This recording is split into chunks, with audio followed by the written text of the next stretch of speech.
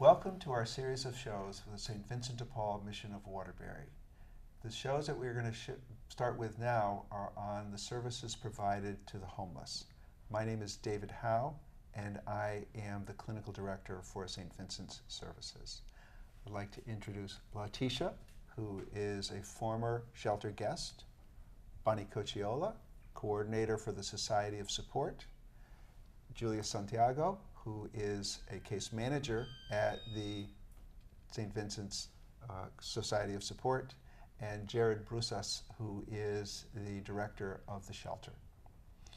We're going to begin with a short video that describes the scope of services that St. Vincent's delivers here in the Waterbury area. I had a lot of trials in my life. I lost my Section 8 voucher. I didn't have a place to go. I was always out in the streets and selling drugs. I had custody of 10 of my grandchildren, and we got evicted from our apartment. We're all homeless. They could have been, honestly, could have been dead. Sooner or later, your luck just runs out, but this ain't forever. I was offered the opportunity to come into St. V's to continue my path on recovery. Trying to get my act back together. It's not easy. I decided on going to St. Vincent's shelter, and then I met a representative of St. Vincent's. She was the most wonderfulest woman that I could have ever met. To make sure that me and the children was okay, helped me find a place to live. We explain our situation, and they decide to rent an apartment for us. They give me clothes for my kids, and they did a good job for us. There's positivity. I got a bed, somewhere to sleep, and have my life back. I would say I think Waterbury probably saved my life. St. Vincent de Paul really makes a difference in the community by offering a safe place for many people who don't have homes to come to. The service that has been beneficial for me. Oh, the best thing? That's a lot. St. Vincent's helped me with money management, rides to the store, housing. They gave me a chance to be on my own and live in an apartment. It's not just about relapse prevention, medication, this and that. It's also like going out to the park. You're just doing different activities that maybe some people take for granted. It's really pushed me to move forward in my life. I just landed a job at Home Depot. I'm doing my own stuff, got a job, I'm going to the gym. It's all about my life has changed. Because of those times that we were saving money in Mark Lane, we have our house now. The staff here are like unbelievable, all of them. They help us out here. They listen to me, and they treat me with respect. Everyone's over there in the office. They're really kind with us. If I need anything, I know they are there. It's really great because you got a team. I worked for St. Vincent de Paul for 23 years, and the satisfaction I get out of my job is helping people and watch them go forward. I thank those all that have chipped in and have helped me push myself forward. A satisfaction that I give is that I know that I make the difference in one person's life, at least every day. I would like to single out my Counselor Mark. He's been very supportive of me. What I can say about the staff here, the best things that they do, I think that all the staff has their own... Sorry about that. We are the St. Vincent de Paul Mission of Waterbury. We are on a mission to help those in need. We are responsible stewards of our community. We believe in the values of all individuals. We provide a safe and trusting environment. We support choice and self-determination. We believe in the inherent value of all individuals. We provide a caring customer-first service. We are positive agents of change. We believe in caring and support. We are the St. Vincent de Paul Mission. Thank you for supporting St. Vincent de Paul. Thank you for supporting St. Vincent de Paul. Thank you for supporting St. Vincent de Paul. Gracias por apoyar a San Vincent de Paul. Thank you for supporting St. Vincent de Paul. Thank you for supporting St. Vincent de Paul.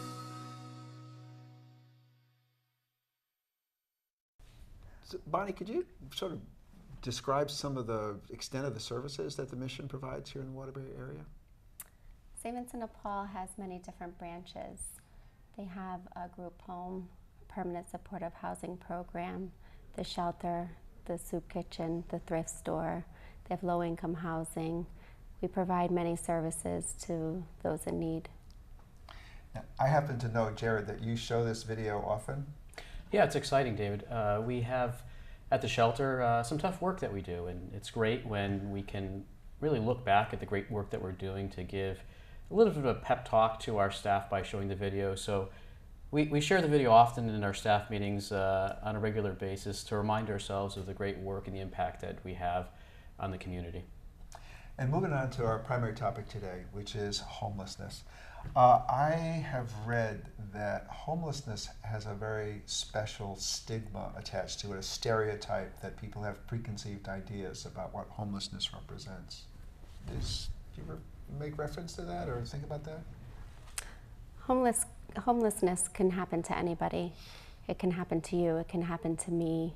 There's no black, white, race, color, rich, poor. It can happen to anybody.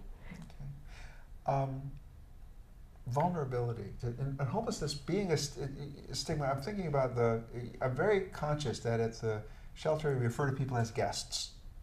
They're not identified by what they lack. And I've heard of that as person-first language. Could you describe what that means? Yeah, it's a great question, David. We try to take at the shelter and all the services we provide at the mission of recognizing that our guests that we serve are human beings. They are more than just the challenge or the barrier they may face. And we do take a person-first approach. They are not a person with behavioral health challenges. They are a person that is experiencing behavioral health challenges. They are not a drug addict. They're someone who experiences substance use disorders, and they're not homeless. They're people who are experiencing homelessness. They're people just like you and I, and just like you and I want to be treated a certain way. We want to ensure that our guests are treated with the same dignity which every human person deserves. Letitia, I thank you very much for being willing to participate in this panel. You had experience with homelessness. Could you kind of describe a little bit about that?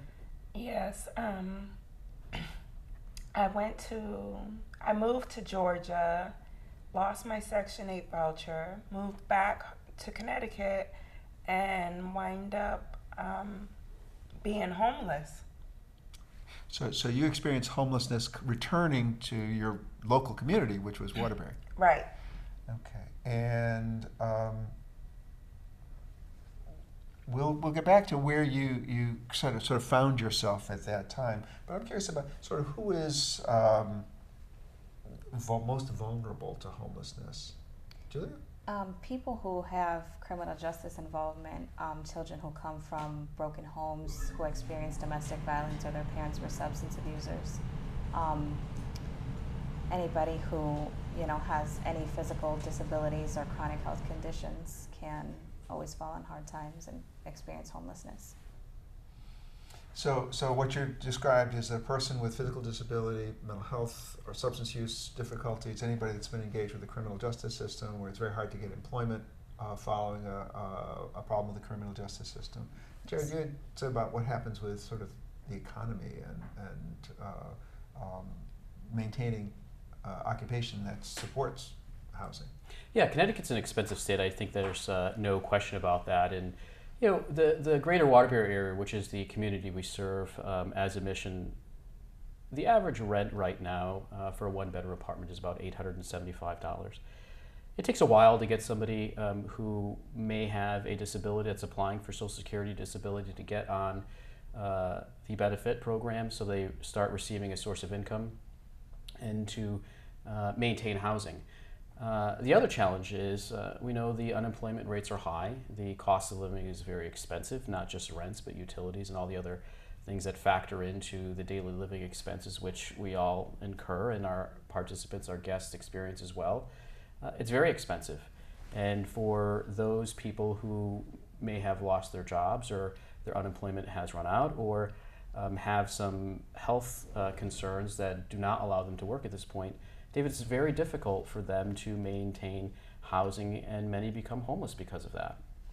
Even with minimum wage, right? If you work minimum wage, you have to work 70 hours if you're living on your own.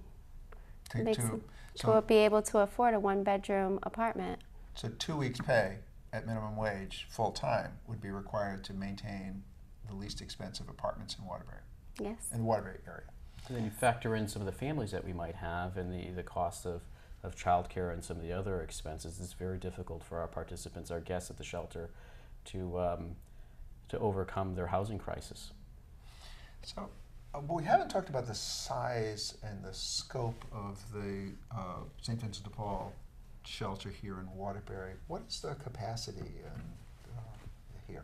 Well, we're the largest shelter in the state of Connecticut. We have a 126 bed facility where we can support the needs of the greater Waterbury area. We have 9 family bedrooms, which we have a number of guests, so usually on the average of about 30 to 40 guests per night. That includes a mom with her children. We have 26 female beds and we have 50 male beds. On top of that, though, when it becomes cold and we have the severe weather protocol, which is instituted by the governor, we can become a shelter within a shelter where we become the overflow for the city of Waterbury for those people who are not sheltered, who are seeking shelter, to ensure they have safe, comfortable accommodations to meet their needs during an emergency. So the St. Vincent shelter has a capacity of 120 beds. Although many of those are family beds, in general, you're at capacity. Yes, David. Yeah, we're almost at capacity almost every night. We've definitely seen an uptick in the number of participants that are utilizing our services, and especially this time of year when often we see people not utilizing our shelter services as much during the warmer months. But the numbers really haven't seemed to drop off this year or last year. So it looks like we are continuing to serve more and to serve guests a little bit longer due to some of the challenges in the community around housing and affordability, support vouchers, housing vouchers that are available, and some of the services that those programs provide that are lacking right now. Okay, so a person is really in a very difficult spot if they become homeless. It's a challenge. Okay. May I go to you, Letitia? As a person who has been homeless in the city, what was happening in your life? Not the circumstances, but where did you stay at night? What could you do? I was going from family house to family house, from friends to friends, and it was just going in a sequence. It was just, sometimes I didn't even know if I was going to sleep on the streets. Okay, so that a person who was in that spot, going from couch to couch, is part of how you were making it before you got into the services at St. Vincent's. Right. Okay. Other people that are not at the shelter, what is it the person who is without a home faced with at this point? Well, to reflect on what Letitia was saying, there's many people doubled up, and whether it's with Section 8 and they're not supposed to have others living with them, or doubled up moving from place to place, wondering where they're going to go the next night. They're not even counted in our homeless count. So the number of people that are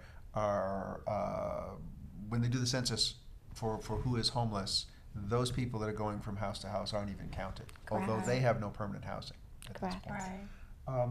What about some of the others? I know that you, as a case manager, you're involved. Where are some of those other people right now? For people who, experience homelessness. They find whatever warm place they can in the cold months, abandoned buildings. They sleep in tents.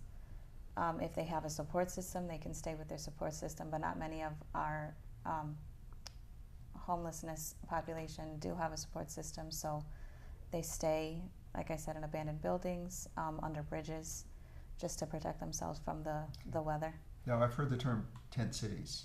Yes. Is that something that's Florida and that area when you think of it, or is that something that's local too? That's right. That's where we've got many of our participants in our program came from Tent City. So there are tent cities in our area Currently. too, even though, and I think in New England is a harsh climate much of the year. Yes. Okay. Reflecting on what Julia brought up about the kinds of people that find themselves in that condition, and you have 40% of the people that are at the program have physical disabilities or chronic health conditions. What are some of the examples of physical disabilities or chronic health conditions that you encounter with the people using the shelter?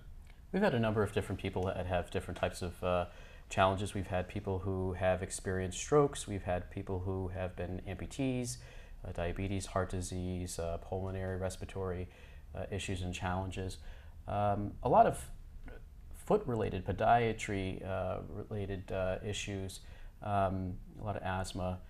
There's a number of different health-related issues that our participants experience that are not just easily treated and cured, but linger for extended periods of time, which really are huge, which is really a huge barrier for them to overcome their housing crisis, and many times is the root cause, the main factor of why they become homeless in the first place. So a disability or a medical condition can cause a person's life to change, where homelessness becomes one of the outcomes? Absolutely. I think of one of the participants that we've worked with in the past who, like most people, have had the ability to, or many people have the ability to have a good education, a private college, worked on Wall Street and had a great career and a beautiful home, and had a stroke and lost everything and found his way slowly spiraling out of control because he could no longer go back to work, no longer had the cognitive abilities to perform the same type of work he was doing on Wall Street, and unfortunately found himself at the shelter. But thankfully we were there, because otherwise he would have been living in his car. When a person, I guess I'm open it up to anybody, when a person is encountering homelessness in their life in the city, what happens during the day? Where do they, because some people working, or are they, how do you spend your day if you're encountering? Most of the day is spent wondering where to go, how to get out of being homelessness. I mean, it's just it's like a wonder of support. Like you're looking for support of some sort, some type of finance or some type of food to eat, clothing. So, if I may, what you're describing is a lot of different stresses that a person who has got no permanent place to be. Right. Whether it's worry about money, whether it's worry about where you're going to stay, where you're going to be, what you're going to. They're always continuously worrying. Mm-hmm. They're not motive and. That sounds very difficult. Need support, help. That sounds very difficult. As a person working with people that have no base in the community, how do you arrange to connect to people that are without a home, without a place? So we try to meet them wherever they're at. Sometimes it's in the woods, sometimes it's at the hospitality center, and sometimes it's at fast food restaurants. And I've experienced the person experiencing homelessness being thrown out of places, and I have to explain that we're here meeting and we purchase a cup of coffee or something so that we're giving them some business. So some of the good things, David, with the community has is a broad coalition, a broad network of service providers that our participants can participate in a number of programs to help them overcome whatever barriers they are facing to their housing crisis. We have a great relationship with behavioral health professionals, not just inside using our shelter for therapy sessions with our participants, but also community partners like Waterbury Hospital, where they can go and receive behavioral health treatment, substance abuse treatment. Our partners at CHD, the Hospitality Center, or the Pope Francis Renewal Center at the Immaculate Conception. There's a number of service providers in the area that support the work of our mission and help our participants with the needs that are specific to them. A quick example would be at the Department of Labor. The American Job Center has great employment programs and services for those that are seeking employment, seeking a job. And so some of our participants will utilize those services in the community to help overcome the housing crisis that they're in at the moment. Thank you. And one of the things I heard you say was the Hospitality Center. What is the Hospitality Center? What's that all about? The Hospitality Center is a place where the guests from the shelter or those who are living on the streets can go. They're allowed to wash their clothes there. It's a place where they can have maybe a cold breakfast, a bagel, and some coffee to warm them up. And there's counselors there who can speak with them and, you know, get anything off of their minds that they need to. We get referrals from the CHD Center, Hospitality Center as well. So if they feel like anybody is like having a difficult day, they'll call and they'll alert us and let us know. You know, if we just kind of need to intervene with that person. So if a person, what is CHD? It's the Center for Human Development. Center for Human Development. That's another organization, nonprofit organization in our area. It is. Okay. So that's the kind of thing, a person who is living either at the shelter or, as you said, on the streets. Do we have any estimate of the kind of numbers we're talking about in our city? Because Waterbury City of about 108, 110,000. The number of those that are still outside, or the numbers that are utilizing shelter services? We just recently had a point-in-time count. In the last point-in-time count, we saw in the city of Waterbury an uptick, an increased number in those who are unsheltered, that are homeless, that are sleeping outside. Unfortunately, that's a statistic that we would hope would go down. The actual number of that, we're looking around about 20 people or so. About 20, okay.